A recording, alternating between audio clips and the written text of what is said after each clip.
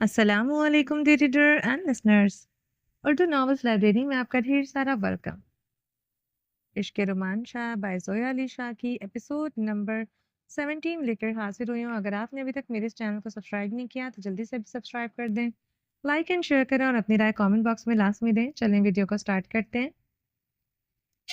اے میرے رب، میں تجھ سے میرے کی زندگی کی دعا مانگتا ہوں۔ وہ میری شریک حیات، میری محبت، تیرا عشق ہے، میری سب سے بڑی خوشی ہے۔ میں اسے اپنی جان سے زیادہ پیار کرتا ہوں۔ میرے رب، میری دعاؤں کو اپنی بارگاہ میں قبول فرما۔ میں اسے کھونے کے بارے میں سوچ بھی نہیں سکتا۔ اے میرے رب، میری میرب کی زندگی کو بچا لے، اسے صحت اور تندرستی عطا کر۔ تیرے کن کہنے سے سب ٹھیک ہو جائے گا۔ اے میرے مالک، اگر مجھ سے کوئی غلطی کوتاہی ہوئی ہو تو مجھے معاف کر دے۔ اے میرے اللہ، میرے گناہوں کی، میری غلطیوں کی سزا مجھے دے۔ میرے مالک، میری گناہ کی سزا میرب کی زندگی کی ہار پر مت لکھنا۔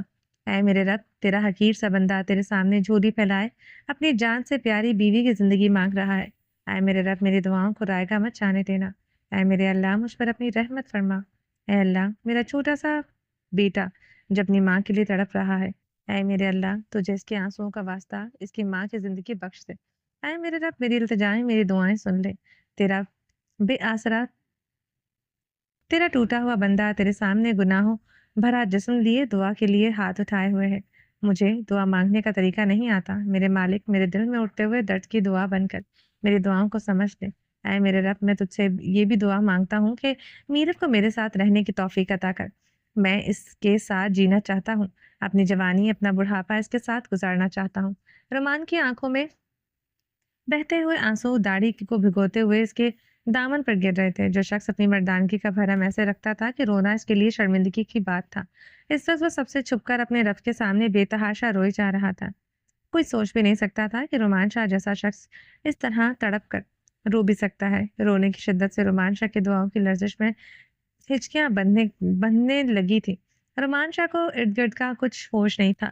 وہ اپنے آپے سے بے خبر رب کے سامنے کھڑا تھا۔ اس کے کندھے پر ایک شفقت بھرا لمس محسوس ہوا۔ رومان شاہ آنکھیں کھولتے ہوئے چہرے کو پیچھے کی جانب موڑ کر اس لمس والی شخصیت کو غور سے دیکھنے لگا۔ سفید نورانی داڑھی، سر پر رکھی ہوئی ٹوپی، گھٹنوں تک اونچی باندھی ہوئی شلوار، ماتھے پر خوبصورت 5 وقت نمازیں پڑھنے کی نشانی سے بنا ہوا معراج، اس بات کو ثابت کرنے کے لیے کافی تھا کہ سامنے کھڑا بزرگ 5 وقت کا نمازی اور پرہیزگار ہے، جس کی عمر تقریباً 80 سال سے لگ بھگ ہوگی۔ بے حد نورانی چہرہ، ہاتھوں پر پڑی ہوئی بے تحاشا چھریاں اس کی عمر کو واضح کر رہی تھی۔ ہاتھ میں پکڑی ہوئی لاٹھی سے بمشکل کھڑا تھا۔ وہ بھی شاید یہاں نماز کی نیت سے ہی آیا ہوگا، مگر اکیلے بیٹھے رومان شاہ کو ہچکیوں سے اونچی آواز میں اپنے رب کے سامنے روتے ہوئے دیکھ کے وہ اسے چپ کروانے سے روک نہیں سکا تھا۔ بیٹا، چپ کرو اور صبر کرو۔ میرا رب تیری اتنی شدت سے مانگی ہوئی دعا کو رد نہیں کرے گا۔ بزرگ رومان شاہ کے قریب ہی بیٹھ گیا تھا۔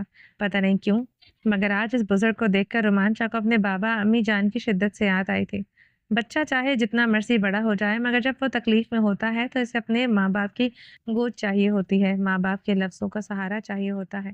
ہر مشکل سے سینہ تان کر لڑ جانے والے رومان شاہ کو بھی آج رونا تھا، جی بھر کے رونا تھا۔ وہ خود کو سنبھال نہیں پا رہا تھا۔ بابا جی، کیا تھوڑی دیر کے لیے میں آپ کی گود میں سر رکھ کر رو سکتا ہوں؟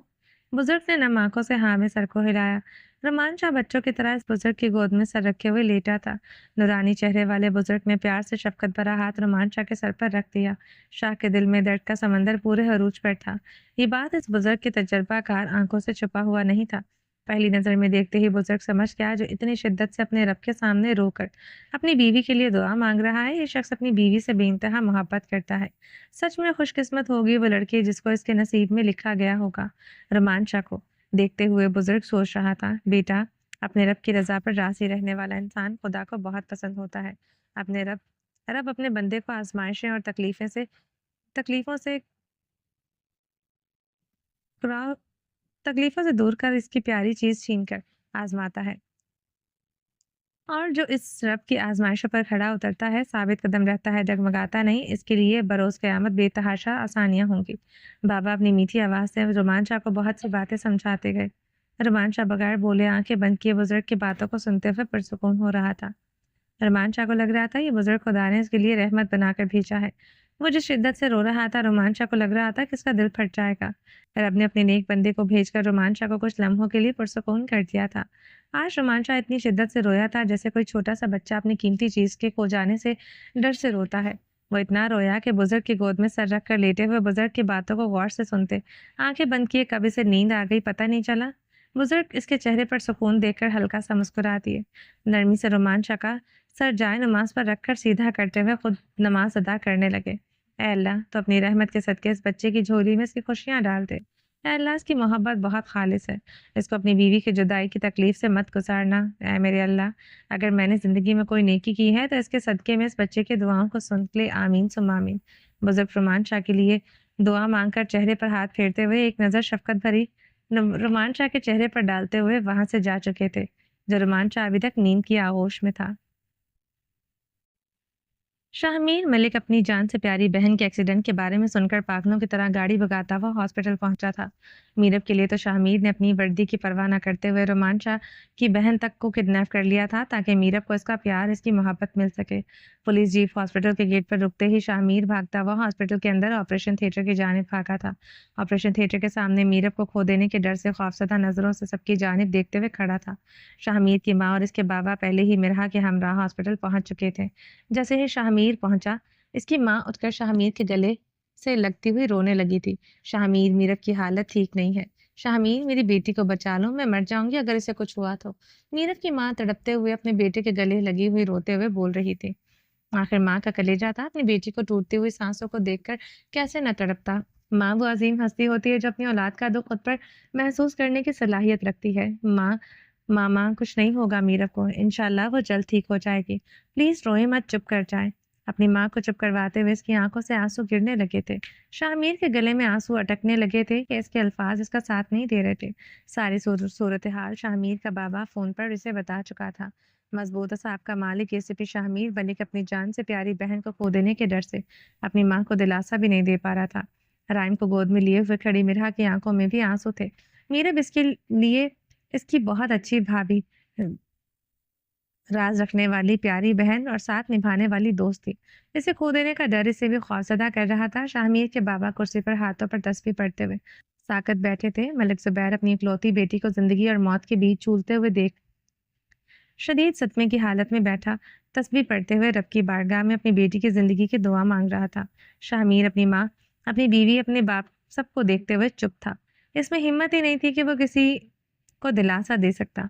इसे तो खुद इस वक्त किसी के दिलासे की जरूरत थी। जो इसे दिलासा दे सकता था वो इस वक्त मौजूद नहीं था। मतलब रोमांचा, वो शख्स था जो इस वक्त इसके दिल को दर्द को समझते हुए से संभाल सकता था।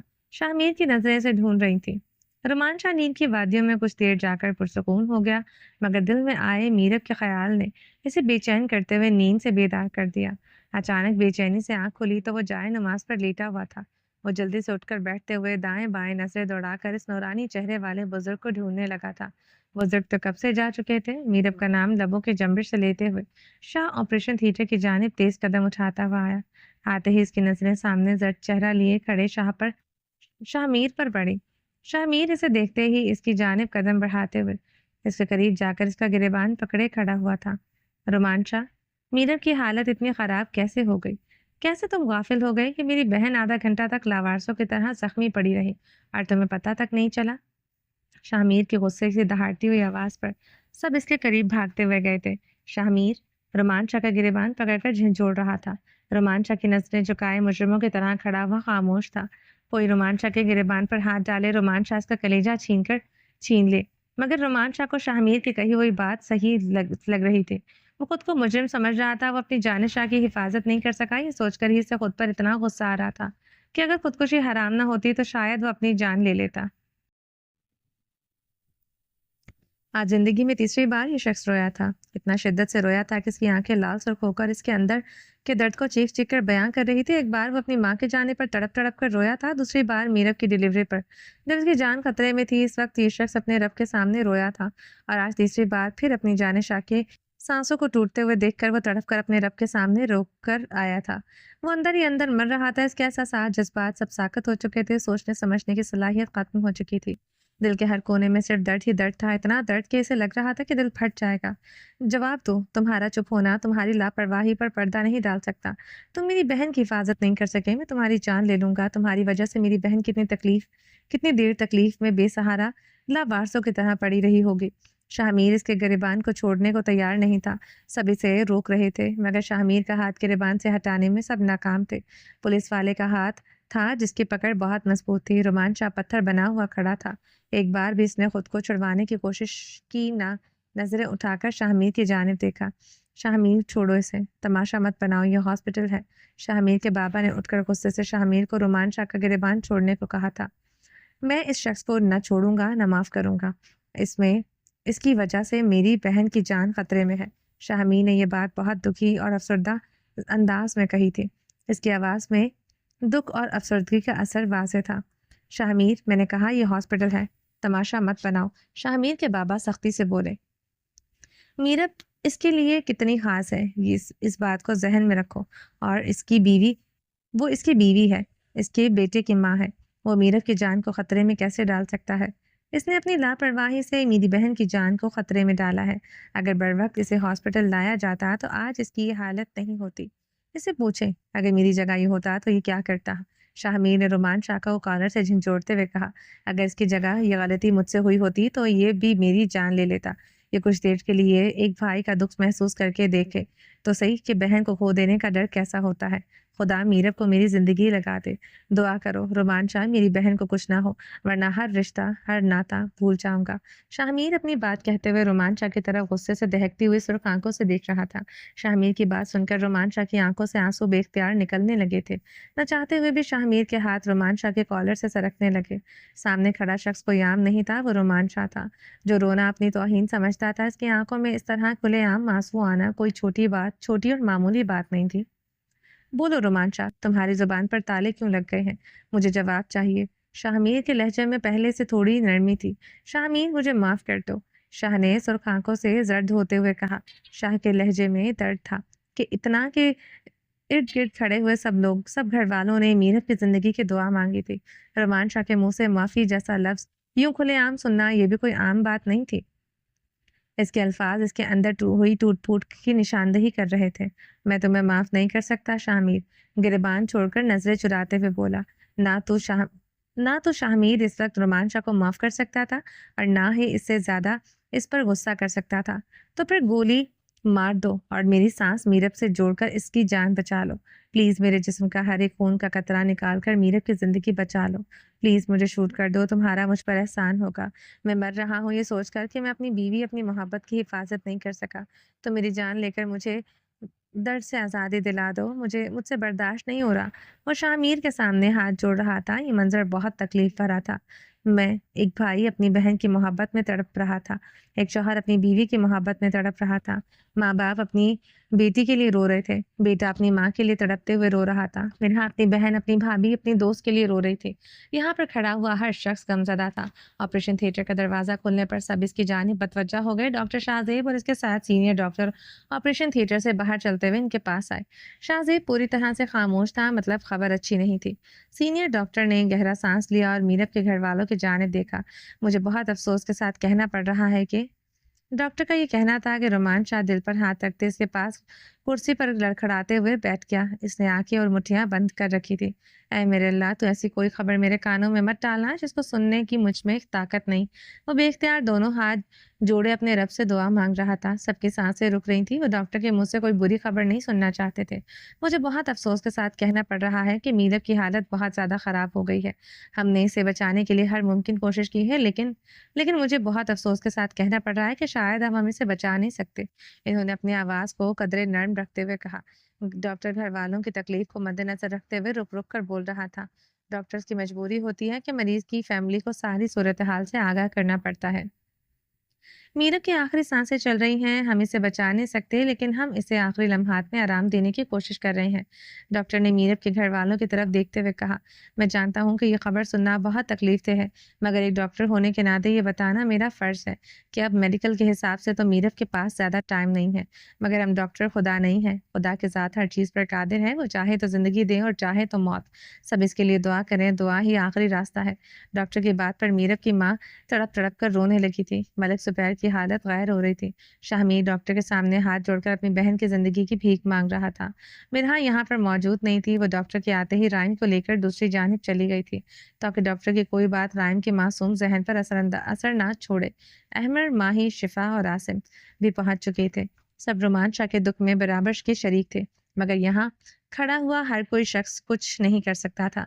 मिरहा जो राइम को लेकर वापस ऑपरेशन थिएटर की जानिब आ रही थी, सब डॉक्टर की बात सुनने में मसरूफ थे। दूर से आते हुए मिरहा की नज़र अपने भाई पर पड़ी थी। रोमान भाई को क्या हो रहा है? मीरा मीर जोर से चिल्लाते हुए भागते हुए राइम को लेस के जाने पड़ रही थी। मिरहा की चीख पर सबने पलटकर पास कुर्सी पर बैठे हुए रोमान शाह की जानिब देखा।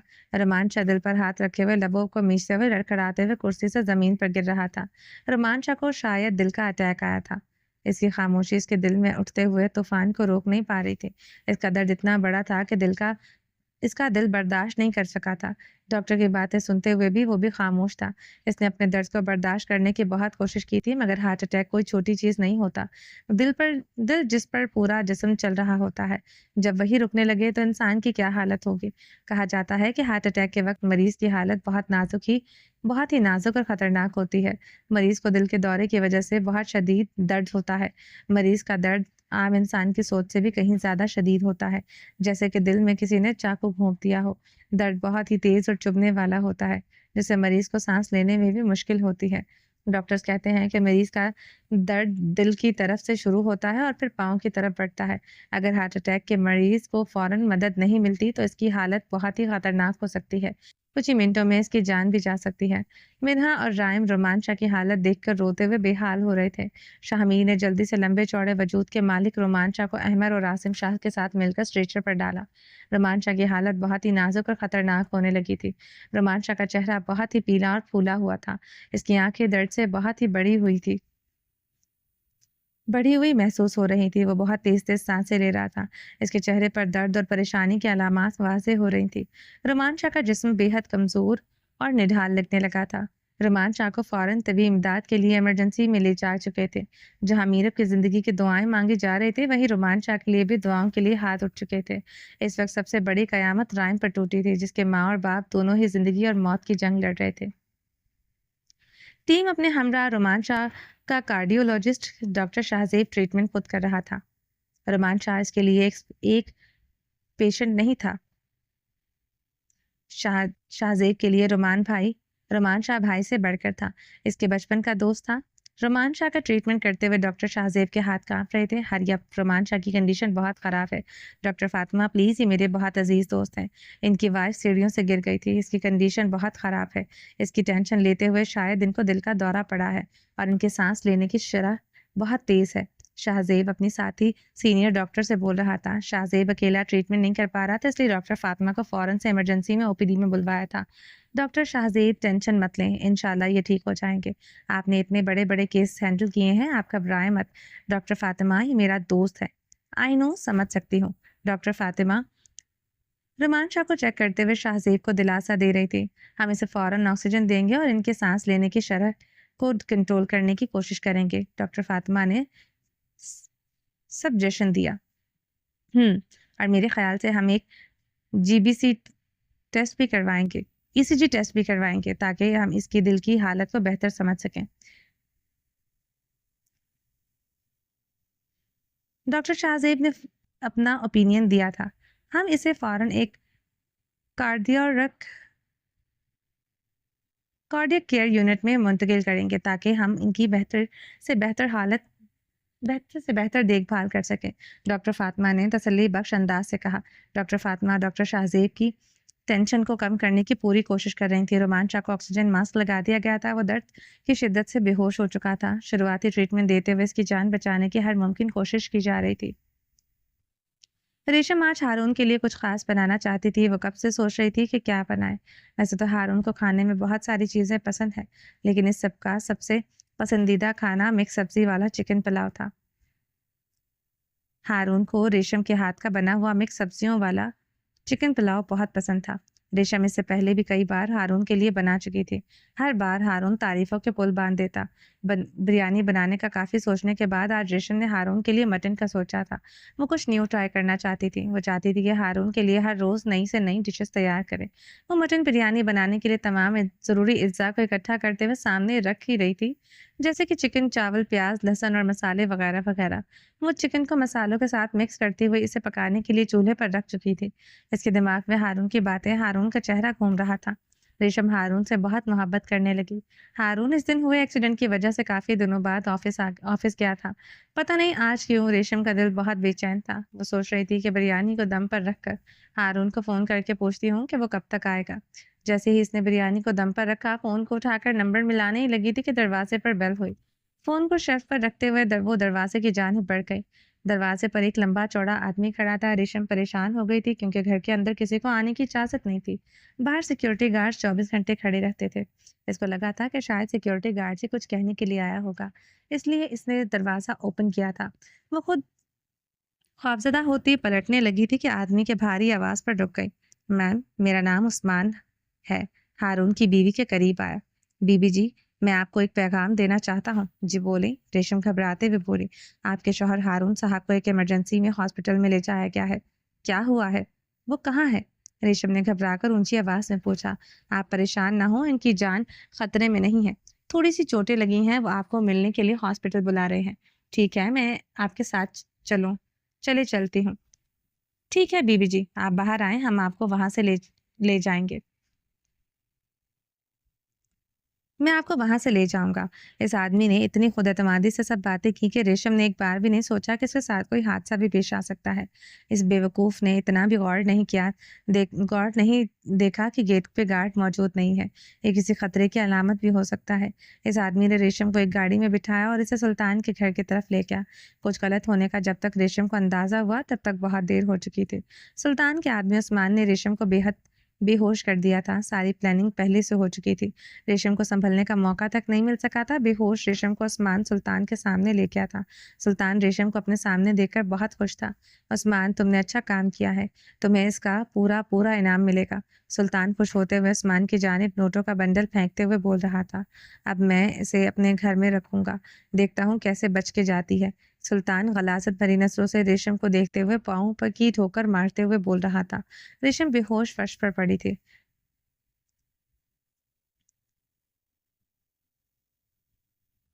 دوا زیادہ اثر کرنے والی نہیں تھی، اس لیے کچھ ہی دیر بعد ریشم کو ہوش آنے لگا تھا. وہ ادھر ادھر دیکھ رہی تھی وہ اس وقت کہاں ہے. جب اس نے سلطان کو اپنی نظروں کے سامنے دیکھا تو اس کے چہرے پر خوف اور گھبراہٹ کے آثار ظاہر ہوئے. میں اب آپ کے بیٹے کی بیوی ہوں، میرے ساتھ کچھ بھی غلط کرنے کے بارے میں سوچیے گا بھی مت. ریشم اس کی نظروں کی گندگی کو دیکھتے ہوئے خود کو سمیٹتے ہوئے فرش پر پیچھے کو کھسکنے لگی. میں یہاں سے جانا چاہتی ہوں، اور تم اور میرے بیٹے کی بیوی، تم نے یہ سوچ بھی کیسے لیا کہ تم جیسی 2 ٹکے کی لڑکی سلطان سائگل کی بہو بن سکتی ہے؟ سلطان اس کے بالوں کو مٹھی میں پکڑتے ہوئے گھسیٹتے ہوئے اپنے روم میں لے جا رہا تھا.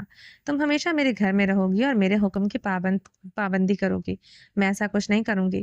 وہ اپنے بالوں کو چھڑوانے کی کوشش کرتے ہوئے درد سے تڑپ رہی تھی. میں ہارون کی بیوی، آپ کے بیٹے کی عزت ہوں. آپ کو شرم نہیں آتی اپنے ہی بیٹے کی بیوی پر گندی نظر رکھتے ہوئے؟ آپ میں انسانیت ہے یا نہیں؟ ہاں ہاں ہاں. سلطان کا شیطانی کہکا اس کے عالی شان کمرے کی دیواروں سے ٹکراتے ہوئے بھیانک آواز پیدا کر رہا تھا. دیکھو، میں اپنے مقصد میں کامیاب ہو گیا ہوں. اب میں تمہیں یہاں سے کہیں نہیں جانے دوں گا. تم میرے بیٹے کی عزت نہیں ہو، ایک کھلونا ہو جس سے میرا بیٹا کھیلنا چاہتا ہے، مگر تم جیسے گھٹیا کھلونے سے کھیلنے کی میں اپنے بیٹے کو بالکل اجازت نہیں دوں گا. میں اپنے بیٹے کے لیے کھلونا میں خود اسے لا کر دوں گا. میرا بیٹا کسی عام کھلونے سے نہیں کھیل سکتا. اس کے لیے عمدہ کھلونوں کی لائن لگا دوں گا. وہ ریشم کو گندی نظروں سے دیکھتے ہوئے اس کی جانب قدم بڑھا رہا تھا. ریشم سلطان سے ڈرتے ہوئے بیڈ پر سٹرول کرتی پیچھے کو جا رہی تھی. وہ اپنے بچاؤ کے لیے سوچ رہی تھی کہ وہ اپنی عزت بچانے کے لیے کیا کر سکتی ہے. ریشم نے اپنے ارد گرد نظر گھما کر دیکھا. اسے کچھ بھی ایسا دکھائی نہیں دے رہا تھا جس سے وہ خود کو بچا سکتی. اچانک اس کی نظر سامنے فروٹ کی ٹوکری میں رکھے ہوئے چاقو پر گئی. रेशम ने फुर्ती से उठकर मेज पर रखे हुए फ्रूट की टोकरी से चाकू निकाला और सुल्तान की तरफ बढ़ी। तुमने अगर मुझे छूने की कोशिश भी की तो मैं तुम्हें मार दूंगी। तुम मुझे मार नहीं सकती क्योंकि तुम कमजोर हो और तुम्हें मुझसे डर लगता है। और शैतानी अंदाज से इसकी कमजोरी पर हंस रहा था। वो रेशम का चाकू वाला हाथ सख्ती से पकड़े खड़ा था। मैं तुमसे नहीं डरती, छोड़ो मुझे। वो अपना हाथ छुड़वाने की कोशिश कर रही थी। सुल्तान इसके हाथ से चाकू पकड़कर दूर फेंकते हुए इसे उठाकर जोर से बेड पर पटक चुका था। रेशम की रीढ़ की हड्डी में जोर का दर्द उठा था। वो दर्द से चिल्ला उठी थी। हारून सिक्योरिटी गार्ड्स पर चीख रहा था, कहाँ मर गए थे तुम लोग जब वो एक अनजान आदमी मेरी बीवी को मेरे घर से किडनैप करके ले जा रहा था? तुम गेट पर मौजूद क्यों नहीं थे? तुम्हें पता नहीं चला कि दिन दहाड़े मेरी बीवी को कोई मेरे घर से ले गया है? गार्ड्स डर रहे थे, एक दूसरे को देख रहे थे। एक गार्ड बोला, सर हम घर के पीछे थे, हमको गन पॉइंट करते हुए बाहर बांध दिया गया था। हमको पता नहीं चला कि अंदर क्या हो रहा है। तुम्हें बांध दिया गया था? तुम्हें पता नहीं चला कि मेरी बीवी को किडनैप किया गया है? ये कैसे मुमकिन है? हारून गुस्से में आ गया था। मुझे लगता है तुम लोग आपस में मिले हुए हो। सर नहीं सर, हमारे सर की कसम, हम ऐसा नहीं, ऐसा सोच भी नहीं सकते। हम ऐसा क्यों करेंगे? तुम लोग दुआ करो मेरी वाइफ सही सलामत मिल जाए, वरना मैं तुम लोगों का वो हश्र करूंगा। तुम्हारी 7 नस्लें याद रखेंगे। गार्ड्स बेचारे बेहद खौफ ज़दा थे। एकदम से हारून के जहन में सुल्तान का ख्याल आया। इसे सारा खेल समझने में देर नहीं लगी। वो जानता था कि रेशम सुल्तान के पास है और अब वो इसे क्या करना है, और अच्छी तरह से जानता था। एसीपी शाहमीर साहब, ये डॉक्टर की आवाज़ थी। आपकी सिस्टर की हालत आपके सामने है। पहले भी कोई उम्मीद नहीं थी, अब तो इनकी हालत बहुत ज़्यादा नाजुक है। इनकी सांसें उखड़ने लगी हैं। जिंदगी देने वाली तो अल्लाह की ज़ात है। हम तो अपनी तरफ से कोशिश कर सकते हैं और वो हम आखिरी सांस तक करते रहेंगे। हमने इन्हें ऑक्सीजन दिया है लेकिन इनकी हालत में कोई बेहतरी नहीं हो रही। हमको इन्हें वेंटिलेटर पर डालने की ज़रूरत है ताकि हम इनकी सांसें कंट्रोल कर सकें। मैं आपको ये फ़ाइल दे रहा हूँ जिसको अच्छी तरह से रीड करें, फिर आपको इस पर दस्तखत करने होंगे। ये फ़ाइल वेंटिलेटर पर डालने की इजाज़त देती है। बराह करम फ़ाइल पर दस्तखत करें ताकि हम आपकी बहन की ज़िंदगी बचाने की कोशिश कर सकें।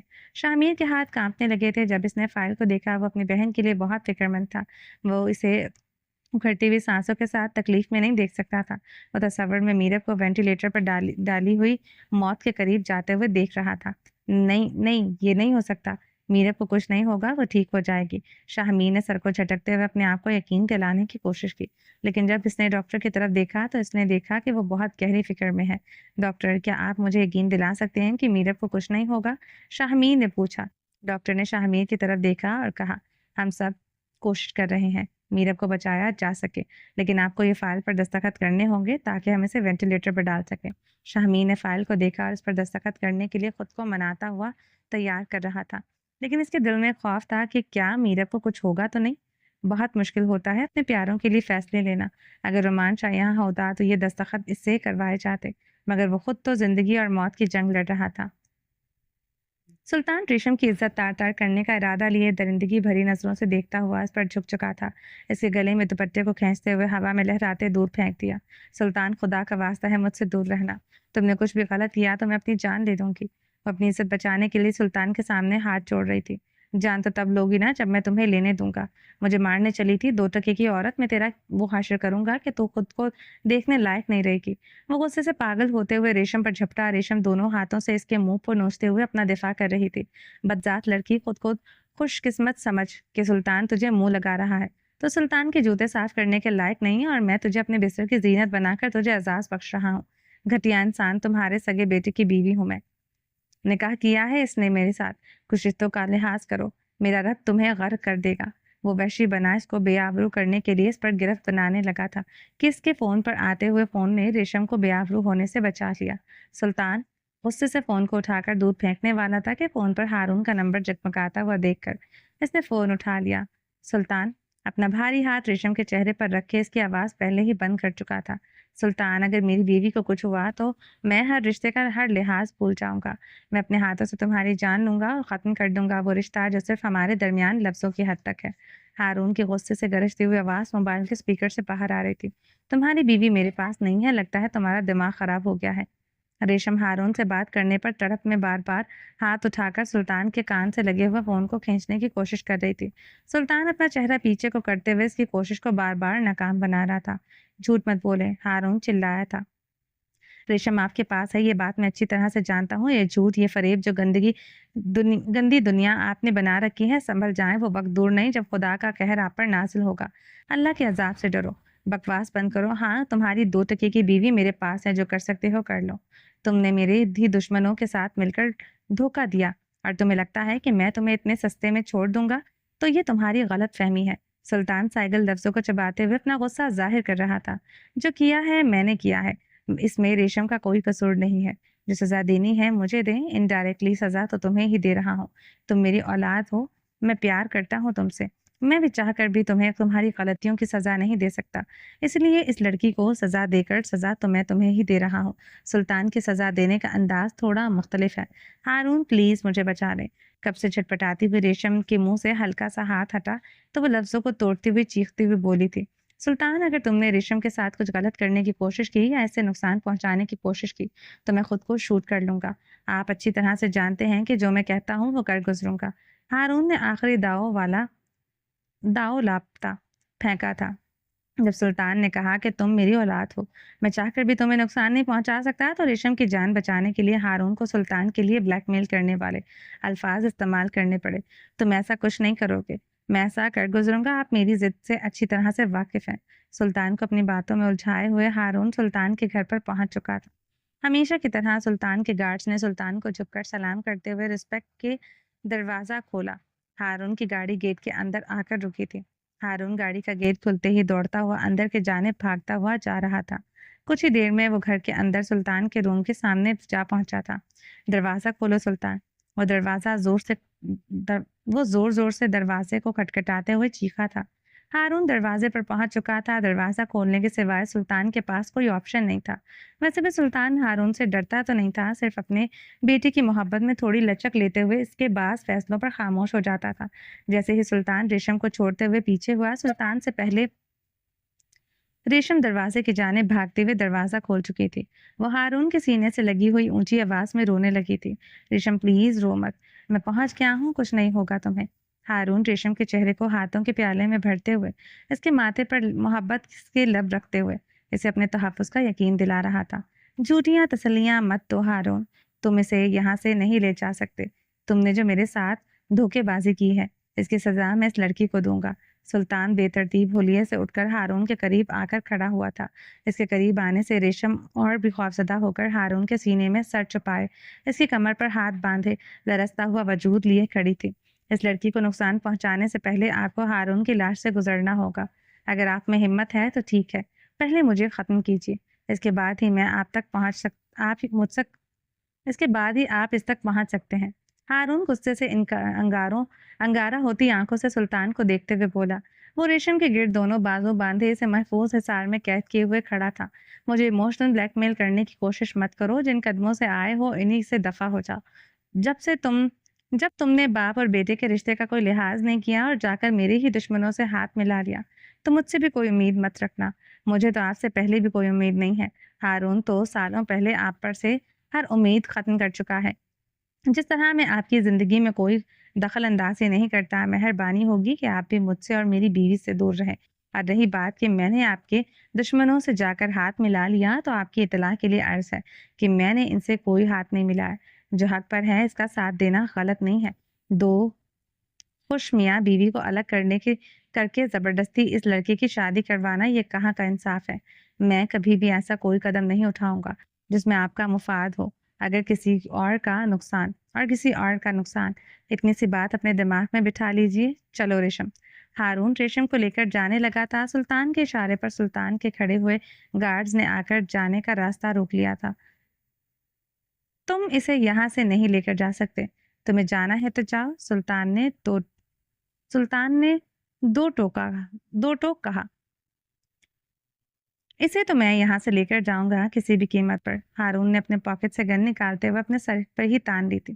اس کو نیچے کرو، لگ جائے گی۔ ہر کسی کی جان کو بے مول سمجھنے والا سلطان اپنے بیٹے کے سر پر تنی ہوئی پسٹل کو دیکھ کر گھبرا اٹھا تھا۔ ڈر اس کی آنکھوں میں صاف دکھائی دے رہا تھا۔ اس کو بولو میرا راستہ چھوڑے، ورنہ میں ابھی اسی وقت خود کو شوٹ کر لوں گا اور ریشم کو بھی اپنے ہاتھوں سے ختم کروں گا۔ یہ آپ جیسے درندے کے ہاتھ لگے، اس سے بہتر ہے کہ اس کی زندگی میرے ساتھ ہی ختم ہو جائے۔ مجھے یہ قبول ہوگا۔ تمہیں کیا لگتا ہے تم یہ سب کر کے اس لڑکی کو مجھ سے بچا لو گے؟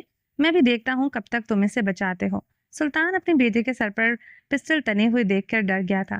اس نے ہاتھ کے اشارے سے گارڈز کو راستہ چھوڑنے کو کہا۔ ہارون نے سلطان اور گارڈز کی جانب غصے سے دیکھا اور ریشم کو لے کر اپنی گاڑی میں جا بیٹھا تھا۔ اس نے ابھی تک پسٹل اپنے سر پر ہی تان رکھی تھی۔ ہارون کی گاڑی تیز رفتار سے گیٹ سے نکل کر جا چکی تھی۔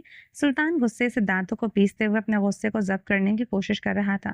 سلطان اتنا تو سمجھ چکا تھا کہ اگر اس نے اس لڑکی کو کوئی نقصان پہنچایا تو اس کا بیٹا سچ میں اپنی جان کو خطرے میں ڈال لے گا۔ سلطان سب کچھ کر سکتا تھا مگر ہارون کو موت کے منہ میں جاتے ہوئے کبھی نہیں دیکھ سکتا تھا۔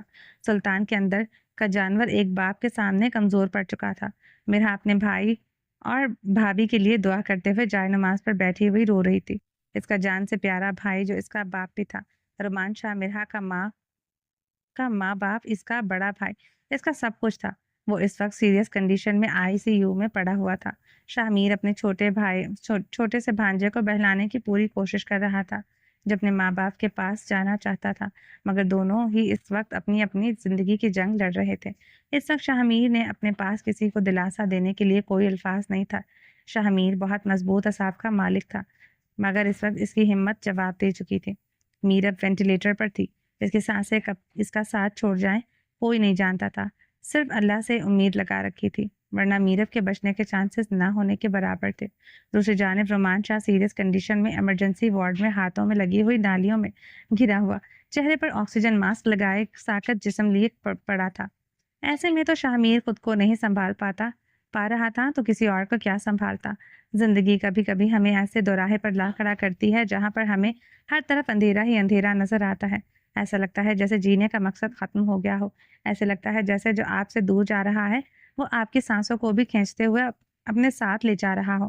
شاہ میر ہر بھائی کی طرح اپنی بہن سے بے تحاشا محبت کرتا تھا۔ میرب کی چھوٹی سی چھوٹی تکلیف پر تڑپ جانے والا شاہ میر اپنی بہن کو دور جاتا ہوا دیکھ کر اندر ہی اندر مر رہا تھا۔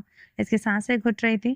دوسری جانب رومان شاہ تھا جس کے ساتھ اس کا رشتہ بہت برے حالاتوں میں شروع ہوا اور دونوں ایک دوسرے کے دشمن تھے، مگر ایک وقت یہ رشتہ خوبصورت سے خوبصورت تر ہوتا گیا۔ دونوں کے بیچ میں گہری دوستی جیسا خوبصورت رشتہ بن گیا۔ دونوں ایک دوسرے کو سگے بھائیوں والی عزت دینے لگے۔ بے شک دونوں کے بیچ میں خون کا رشتہ نہیں تھا مگر خون سے کہیں زیادہ گہرا رنگ تھا۔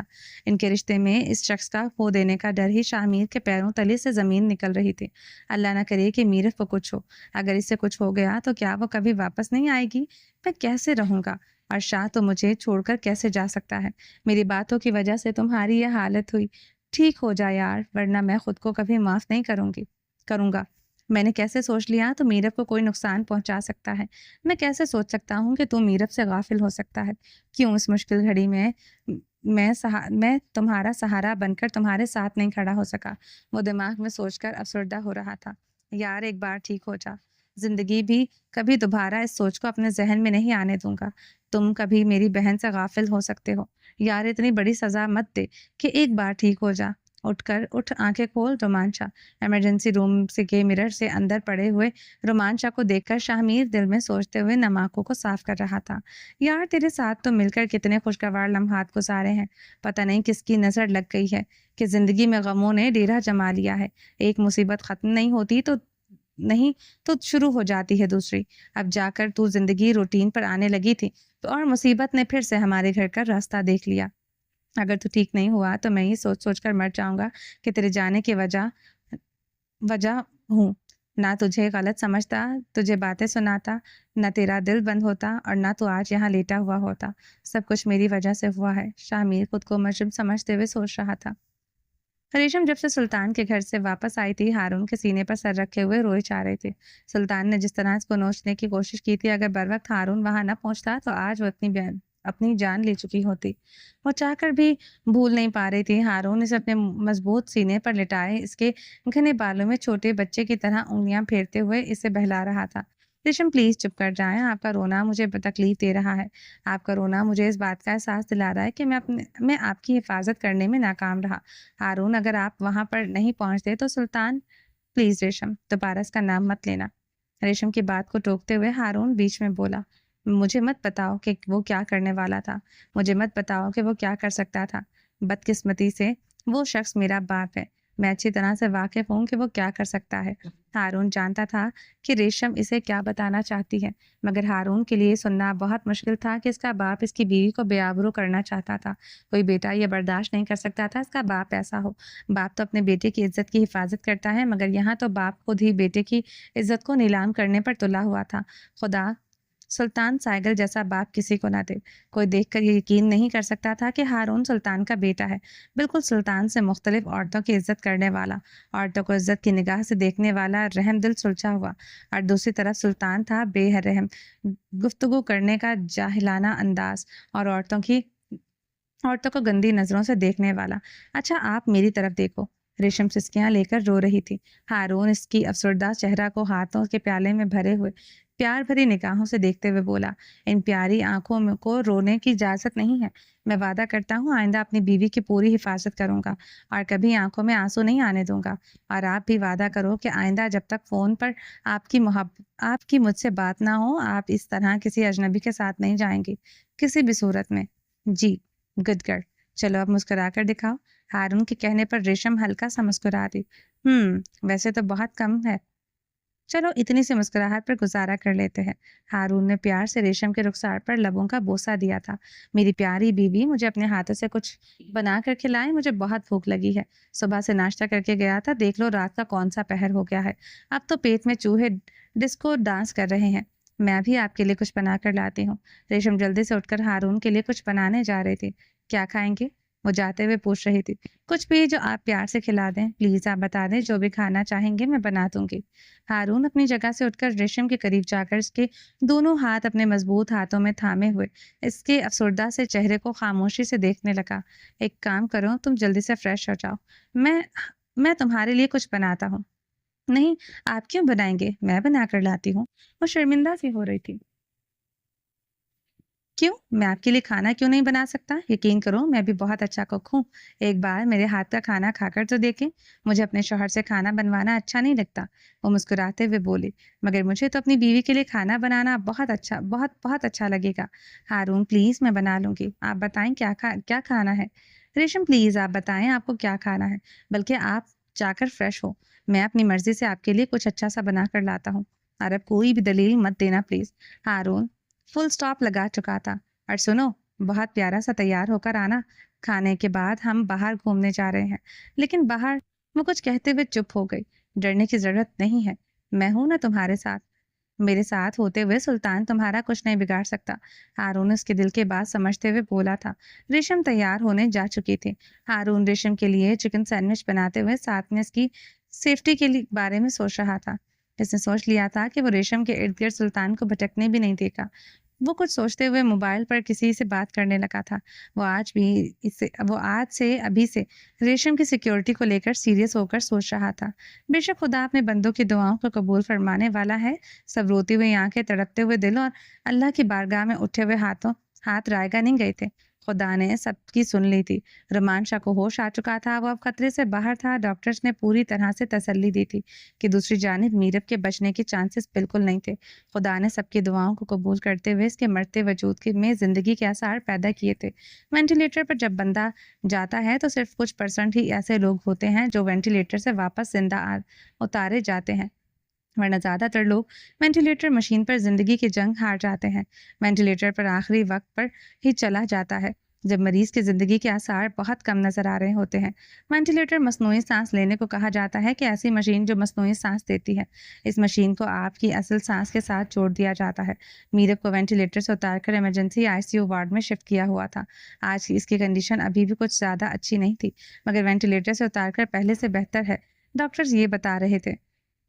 डूबते को तिनके का सहारा मीरब के घर वालों के लिए इतना ही काफी था कि डॉक्टर ने कोई उम्मीद की किरण तो दिखाई। सबके चेहरों पर फैली हुई वीरानी में खुशी की लाली बिखरने लगी थी। सब मीरब के लिए दुआ गो थे, जल्दी से वो भी सेहतयाब हो जाए। डॉक्टर रोमान शाह से मिलने के लिए एक खास बंदे को बुला रहे थे जो रोमान शाह को जाके संभाले, क्योंकि रोमान शाह थोड़ा सा होश में आते ही मीरब से मिलने की जिद में हाथों पर लगे हुए ड्रिप की नालियों को खींचने की कोशिश कर रहा था। अभी इसे पूरी तरह से होश भी नहीं आया था। डॉक्टर शाहजेब पहले से रूम में मौजूद था, मगर शाहजेब के हाथों को बार बार झटकते हुए वो नींद बेहोशी की हालत में मीरब से मिलने की जिद कर रहा था।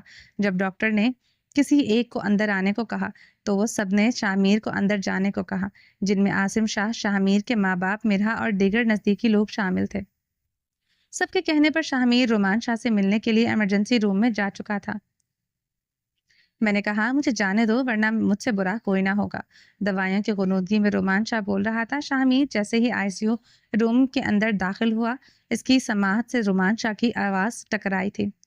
ببر شیر نیم بے ہوشی میں بھی ڈاکٹرز کے لیے کڑا امتحان بنا ہوا تھا۔ شاہ میر نے جلدی سے آگے بڑھ کر رومان شاہ کا ہاتھ تھامتے ہوئے اسے IV نیڈل کو کھینچنے سے روک لیا تھا۔ شاہ میر مجھے میری بیوی سے ملنے دو، میں اسے دیکھنا چاہتا ہوں۔ رومان تمہیں ابھی آرام کرنا چاہیے، تمہیں دل کا اٹیک آیا ہے۔ شاہ میر رومان شاہ کو سمجھاتے ہوئے بولا، نہیں میں میرب سے ملنا چاہتا ہوں، اسے دیکھنا چاہتا ہوں، اسے بغیر دیکھے مجھے چین نہیں آئے گا۔ رومان شاہ بے چین ہو کر بولا، تم ابھی نہیں مل سکتے کیونکہ تمہاری کنڈیشن ٹھیک نہیں ہے، تمہارا بیڈ سے اٹھنا تمہارے لیے جان لیوا ثابت ہو سکتا ہے۔ سمجھدار انسان ہو، سمجھنے کی کوشش کرو۔ شاہ میر نے رومان شاہ کی حالت دیکھتے ہوئے سخت لہجہ اختیار کیا، کیونکہ شاہ آسانی سے کسی کے قابو میں آنے والی چیز نہیں تھا۔ ACP مجھ پر روب مت جھاڑو۔ رومان شاہ دوائیوں کے زیر اثر لفظوں کو اچھی طرح سے بول نہیں پا رہا تھا، مگر اس کا جان لیوا ایٹیٹیوڈ وہی تھا جو رومان شاہ کی پرسنالٹی پر ہمیشہ سے سوٹ بھی کیا کرتا تھا۔ اس کا یہی ایٹیٹیوڈ، اس کا کسی بات کو برداشت نہ کرنا، اس کی پرسنالٹی کی خوبصورتی تھی۔ شاہ میر کے ساتھ کھڑے ہوئے ڈاکٹر شاہزیب اور دیگر ڈاکٹرز کے چہروں پر مسکراہٹ پھیل گئی تھی۔ رومان شاہ کی گرج والی کپکپاتی آواز پر میری کیا جرات ہے کہ میں رومان شاہ پر روب جھاڑ سکوں؟ تمہاری صحت کے لیے فکر مند ہوں، کیونکہ تمہاری صحت سے میری بہن کی خوشیاں جڑی ہوئی ہیں، اس لیے تیری فکر کر رہا ہوں، ورنہ مجھے کیا ضرورت ہے تم پر روب جھاڑنے کی؟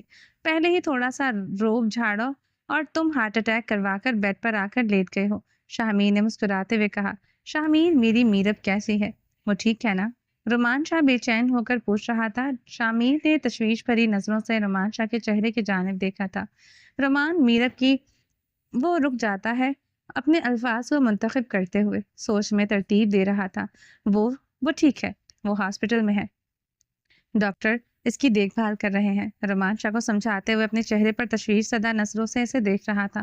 شاہ میر ہرگز نہیں چاہتا تھا وہ اس وقت رومان شاہ کو کسی بھی طرح کا سٹریس دے، ذرا سا سٹریس بھی اس کے لیے جان لیوا ثابت ہو سکتا تھا، جبکہ حقیقت تو یہی تھی کہ میرب ابھی تک ٹھیک نہیں تھی۔ ڈاکٹرز کے بارے میں زیادہ امید نہیں دلا رہے تھے، مگر یہ بات رومان شاہ کو بتانے کا مطلب تھا کہ اس کا دل جو ابھی بھی بہتر ہو کر کام کرنے لگا تھا، ایک بار پھر سے وہ بند ہو جاتا۔ شاہ میر سمجھدار انسان تھا، اس نے یہی فیصلہ لیا کہ وہ ابھی شاہ کو کچھ نہیں بتائے گا۔ چلیے جی، باقی کا نیکسٹ ایپیسوڈ میں کنٹینیو کریں گے۔ امید ہے آپ کو یہ ایپیسوڈ پسند آئی ہوگی۔ چینل کو سبسکرائب نہیں کیا تو جلدی سے ابھی سبسکرائب کر دیں، لائک اینڈ شیئر کریں اور اپنی رائے کامنٹ باکس میں لازمی دیں۔ اپنا ڈھیر سارا خیال رکھیے گا، دعاؤں میں یاد رکھیے گا۔ اللہ حافظ۔